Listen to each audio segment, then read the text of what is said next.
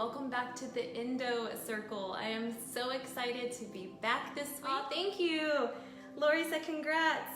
Brianna, keep sharing your light to bring good back to this community. You make such a difference. Thank you. Thank you so much for saying that, Brianna. You're right. You know, this community, this world needs so much more light, but especially our community, you know, and it's doable. It's doable. One person at a time, one small compassionate move at a time. You know what I mean? So yes, thank you for saying that. It means a lot. We're going to be talking tonight about food and endo. Best bets, trigger foods. How do you identify what works best for you? So how do we identify our trigger foods? Okay, so first, let me say this. Okay, so it's so important to know and understand that every soul's case walking through endo is different, okay? So that is going to, I mean, it's safe to assume, right? It's safe to assume that not every treatment or food trigger or, you know, is going to be the same, react the same. What works for one soul may not work for another. So keep that in mind. Well, what do we do, Brittany? What do we do if we just have no idea? Well, I was in the same boat. If you were like me or whatever, where you start is by equipping yourself with knowledge, okay? So we know that there are a list of foods, right? So we have to equip ourselves with the knowledge, apply it, trial and error, and figure out what our truth is with our case. Okay, so 2014, whenever I hit rock bottom and I flipped that switch and I was like, all right, it's time to make a change. And I started with equipping myself. And I forget where I saw it, but I ran across the term Endo Diet back in 2014, maybe 2015. And immediately I was just like, First I heard of it, first of all, but then, you know, I needed to know more. I was not doing well back then, and so I was, you know, doing a lot to bring myself out of that dark hole that I was in. So my husband, I mean, I didn't even have to ask, he's truly amazing, y'all. He dove in and ignited that extra research. So I told him, I was like, okay, this is what I found, and he immediately dove in. I was like, okay, why? Well, we figured out that endo is a chronic inflammatory disease. Some of you may be like, duh, or be like, hey, that's news to me, like it was to me. I wasn't educated when I went to the doctor. I wasn't fully educated on the disease itself, like really educated on it until I went to go see a true endo expert, Dr. DeLumba. 2 to 3 hours, he will sit with you and explain. Amazing. But I didn't know until we dove into this research. So once we figured out that, okay, it's an inflammatory disease, we need to stay away from foods that are causing inflammation. So we need to change our diet to be focused for anti-inflammatory foods, right? Well, there is a list, the list, if you will, foods to avoid if you have endometriosis. So that's what I did. That's exactly what I did. I became knowledgeable of the list. I immediately started cutting things out where I could, where, you know, I felt was right for me, and we can go more into that in a moment. But yeah, anyone can do it. It takes time.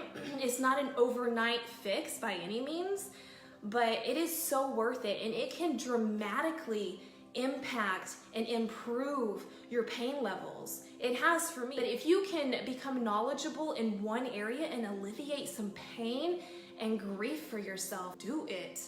Do it. And I will be there to help you if you have questions. You know, I mean, it is so worth it. I'm curious. Comment below. Tell me what your trigger food is. Like your number one, oh my gosh, I have to stay away from that. It's so bad, like you just eliminated it completely from your diet. If you don't know, that's okay, because you can start working on it. I mean, this is amazing, right? Is anyone fired up and ready to figure out what their trigger food is? Me, my number one would be steak, red meat, ground beef. Well, for me, I can only do that maybe twice a week, and then I'm like, oh gosh, you know, we're playing with fire now. Steak used to not be so much of a trigger. It is so much of a trigger now, it is completely out of my diet. If I have a steak, it is so rare. Not cooked rare, but it's just not often when I have steak. Jackie, hi honey, welcome. Emily, hello. Katie, thank you for being so honest. Everyone having different trigger foods. Yes, of course, yeah. I find so many people just say they are on the Endo diet. Yes, and yes. And I'm so glad you brought this to light, because that is what it's termed, Endo diet. And that's where everyone is like, you know, almost there, getting the whole gist of what it is that they need to do to take control back from this disease.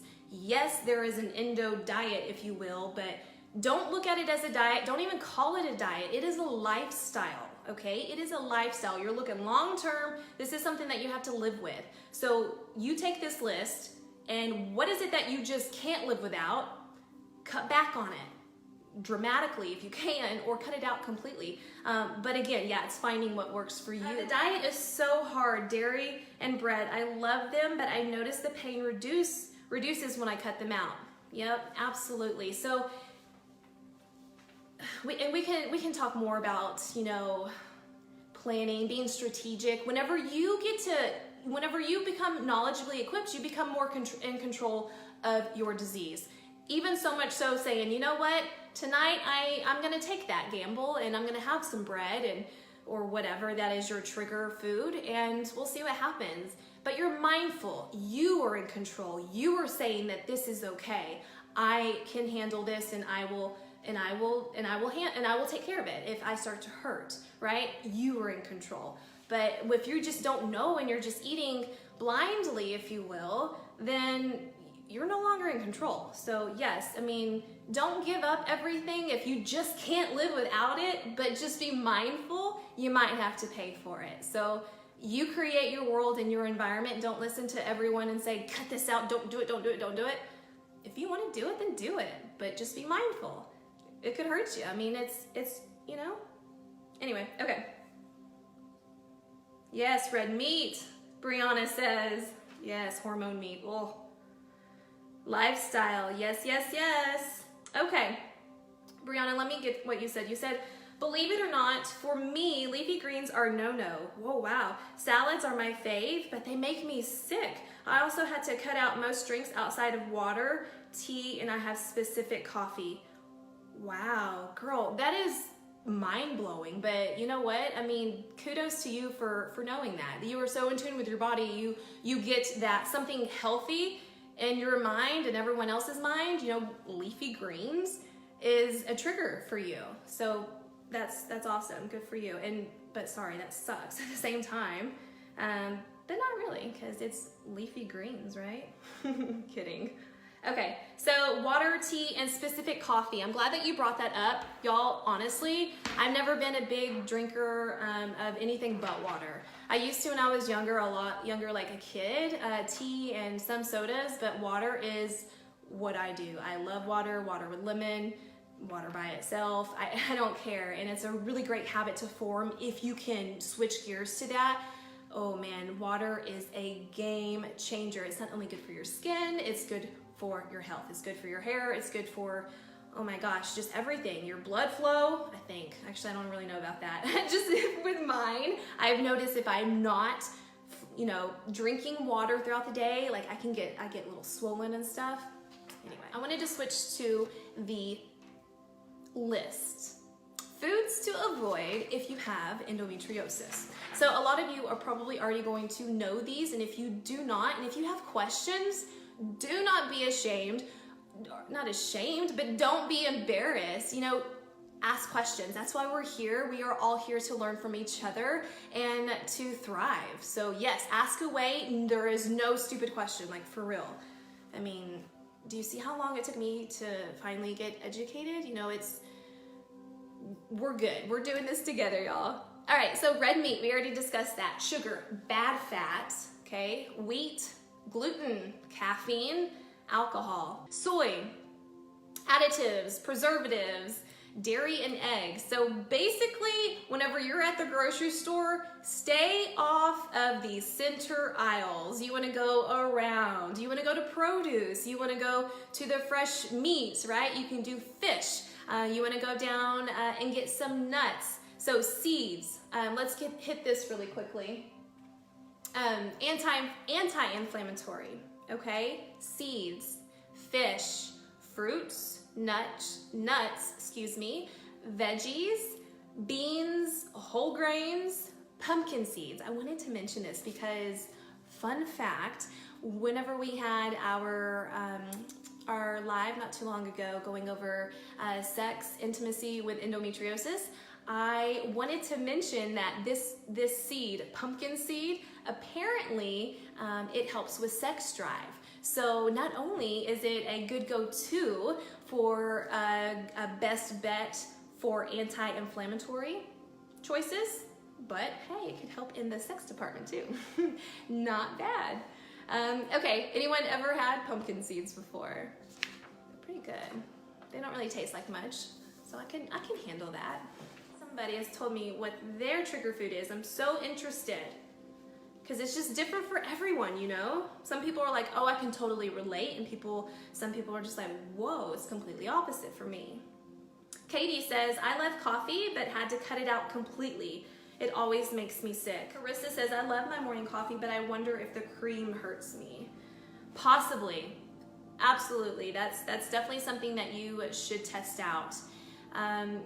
You know, as y'all are doing this, especially for people that haven't really gone through and figured out identified what their trigger foods are, it can be overwhelming when you see this list and you're like, where do I start? Where do I cut out? Definitely start with simplifying it, thinking of it as lifestyle. What can I just not live without? Start trying to take control back that way, where it's a realistic plan for you, and then remove everything else. And then quickly you'll start to see, hopefully, some relief in your symptoms and pain from the things that you did take out. And hopefully you can live comfortably, or much better, you know, not getting rid of everything. Of course, I don't know. Of course it would be better, but who knows? I say it would be better, but maybe not every one of them is a trigger, but who knows? We only know, that's who. We only know. So it's all about equipping ourselves and being bold and taking the steps to do it and having the patience for it. Oh my gosh, the patience in the community. Because it's hard. It's hard because sometimes you just want to eat what you want to eat, and whenever you're having a bad day and you're having a string of bad days, and whenever you're brought to your knees in pain and then you're reminded, oh, it was because of this trigger, and you're just like, I just want to be free, it can get aggravating. But recenter, remind yourself that you are an incredible being and you wouldn't be in this position if you weren't. And continue to practice your self-love, speaking life and love into your heart, into the situation itself, calming yourself so much so that you can separate the pain and the anger and maybe some resentment that's coming from it. You can separate that and you can focus on the beauty in those dark moments, because that's where growth happens. I know that's where growth happens. I know it's not easy, but it can be done, and I believe in you. And who knows, maybe somebody in here is going to find great relief because of the caffeine, cutting that out. That could be huge for people, because when you think about it, you get up in the morning, a lot of people put caffeine, that coffee, in their bodies first instead of water or fresh juice, which y'all should be doing EndoFam. We should be juicing in the morning and getting water in the morning before we touch anything, especially coffee. But yeah, think about that. If you're not putting anything else in, the coffee's your first go-to, and it's just like, hello, welcome, or to a new day, Endo, and it wakes it up and aggravates it and blah, blah, blah. The rest is history. So, okay, well, tonight has been fun. If you guys ever need anything, want to see anything, request, questions, maybe we should do a Q&A. Would y'all be interested in a Q&A soon? If so, comment below, let me know. But yes, so have a wonderful, wonderful rest of the week. I love you all. Have a great night. Bye.